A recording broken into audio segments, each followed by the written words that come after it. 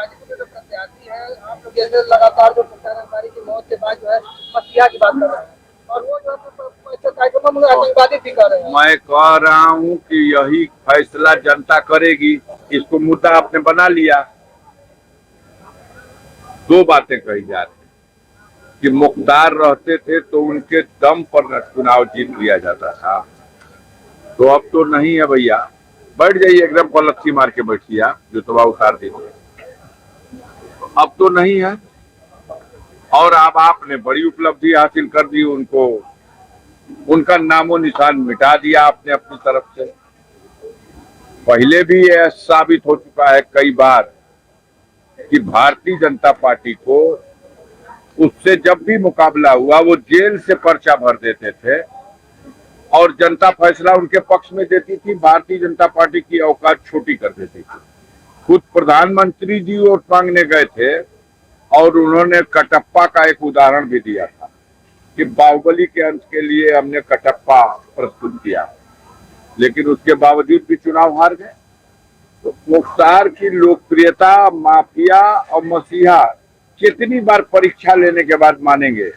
चलिए इसी चुनाव के बाद आगे तो मान लीजिएगा, इसके बाद तो मान लीजिए कि नहीं, हम लोग एक ऐसे व्यक्ति को बदनाम करने का एक षड्यंत्र किए थे, लेकिन जनता ने उस बदनामी को स्वीकार नहीं किया।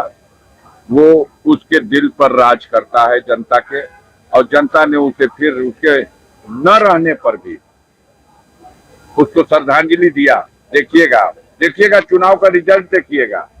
भाजपा अपना फाइटिंग में रह जाए, फाइटिंग से तात्पर्य कि पहले दूसरे के बीच में रह जाए, तो अगर ये तीसरे पे चली जाएगी तो भी अतिशयोक्ति मत मानिएगा, क्योंकि कुछ रह नहीं गया। सिर्फ कुछ लोग हैं जो आगे पीछे खा पी रहे हैं, तो वो तो भाई बाजा बजाएंगे, उन ललकार बांधेंगे। और अब उनके ललकार को आप जिस तरह भी देखिए, समाज में जनता में हम लोग भी रोज घूम रहे हैं, आप भी घूम रहे हैं। कंफ्यूजन हो, अब जाल का टिकट में कट जाई, अब जाल चुनावे ना लड़ी हाँ, तो हाई कोर्ट का जज साहब अब जाल का खिलाफे दी हाँ।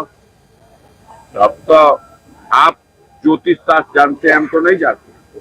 हम भारत की स्वतंत्र न्याय प्रणाली पे आज भी बहुत विश्वास करते हैं और सम्मान करते हैं।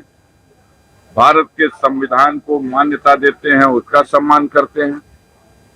जो लोग इसे नहीं स्वीकार करते वो मनमानी बतिया रहे हैं, बतियाए। जवाब गाजीपुर की जनता देगी।